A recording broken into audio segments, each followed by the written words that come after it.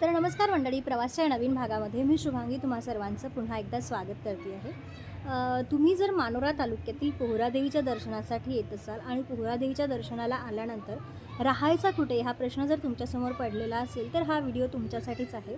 तर पोहरादेवीला दर्शनासाठी आल्यानंतर तुम्हाला इथे बघण्यासारखं म्हणजे इथं बंजारा समाजाचं विरासत जे संग्रहालय आहे, ज्या ठिकाणी तुम्हाला बंजारा समाजाचा इतिहास, संघर्ष, संस्कृती आणि परंपरा ह्या जिवंत अनुभवायला मिळणार आहेत.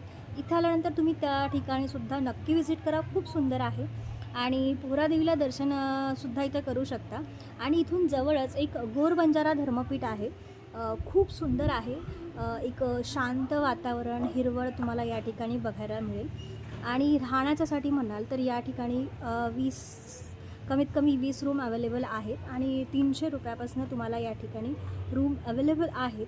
सो तुम्ही जर इथे या गावामध्ये येत असाल आणि राहण्यासाठी जर तुमचा प्रश्न असेल तर तुम्ही इथे नक्की व्हिजिट करा. इथे तुम्हाला शांत वातावरणामध्ये खूप सुंदर ह्याच्या अशा इथे पाठीमागे बघत असाल तर ह्या रूम आहेत. तर त्या ठिकाणी तुम्ही राहू शकता. अतिशय कमी बजेट म्हणजे 300 रुपयामध्ये त्या रूम आहेत आणि अशी काही जास्त लिमिट त्यांनी ठेवलेली नाही आहे अदर संस्थांसारखी. जसं आपण इतर संस्थांमध्ये बघितलं तर त्या ठिकाणी आपल्याला 1-2 व्यक्ती वाढले तर वेगळे चार्जेस द्यावं लागतात. तर तिथं असं त्यांनी काही सांगितलेलं नाही आहे. 300 रुपयामध्ये रूम आहे. आणि इथे राहिला प्रश्न जेवणाचा, तर जेवणासाठी तुम्हाला इथे जर हवं असेल तर ते वेगळं अवेलेबल करून देऊ शकतात, पण त्याचे वेगळे चार्जेस लागतात. किंवा इथे बाजूलाच एक ओपन स्पेस आहे झाडांचा ठिकाणी, तिथेसुद्धा तुम्ही जर तुमचे भांडे वगैरे आणले तर तुम्ही तुमचं जेवण स्वतः बनवू शकता. सो मी तुम्हाला सध्या हे धर्मपीठ दाखवते आणि इथलं वातावरण पण दाखवते, सो तुम्ही बघून घ्या. आता आपण प्रवेश करत आहोत गोर बंजारा धर्मपीठ भक्तिधाममध्ये. प्रवेशद्वारावर मोठ्या अक्षरात लिहिलेलं नाव आणि त्याच ठिकाणी पारंपरिक बंजारा वेशातील एका गोंडस चिमुकलीचं हसतमुख पोस्टर प्रत्येकाचं मन जिंकून घेतं. आत आल्यानंतर सर्वप्रथम बसण्यासाठी सिमेंटची व्यवस्थित आसन व्यवस्था केलेली दिसते.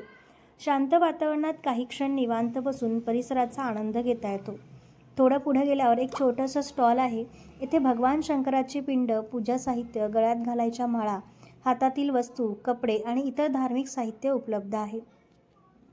पुढे जाताच एक सुंदर देवीचं मंदिर दर्शनाला येतं. मंदिराची रचना अतिशय आकर्षक असून परिसर स्वच्छ आणि प्रसन्न आहे. या मंदिराच्या मागील बाजूस आणखी एक सुंदर मंदिर आहे. येथे कोरलेला भव्य घोडा, नंदी अतिशय सुंदर दिसतात.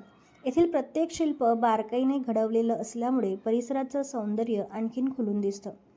पुढे भक्तनिवास कार्यालय असून भाविकांच्या मुक्कामासाठी बजेटमध्ये उपलब्ध अशा स्वच्छ आणि नीटनेटक्या खोल्यांची व्यवस्था करण्यात आलेली आहे.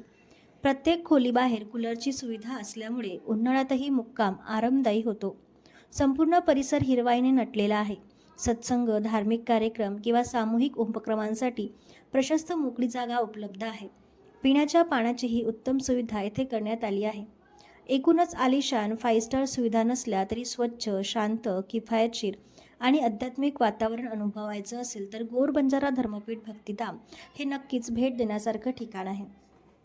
या ठिकाणी तुम्हाला जर बाहेरून नवस वगैरे केलेला असेल तर या ठिकाणी तुम्हाला स्वयंपाक वगैरे सुद्धा करता येतो. बरेच लोक इथे येऊन स्वयंपाक करतात आणि मित्रमंडळीसोबत एकत्र येऊन सुद्धा जेवणाचा आनंद घेतात. आणि मानोरा तालुक्यामध्ये जर येत असाल तर नक्की तुम्ही पोहरादेवीला, बंजारा समाजाचं विरासत आणि या ठिकाणी गोर बंजारा धर्मपीठला नक्की व्हिजिट करा.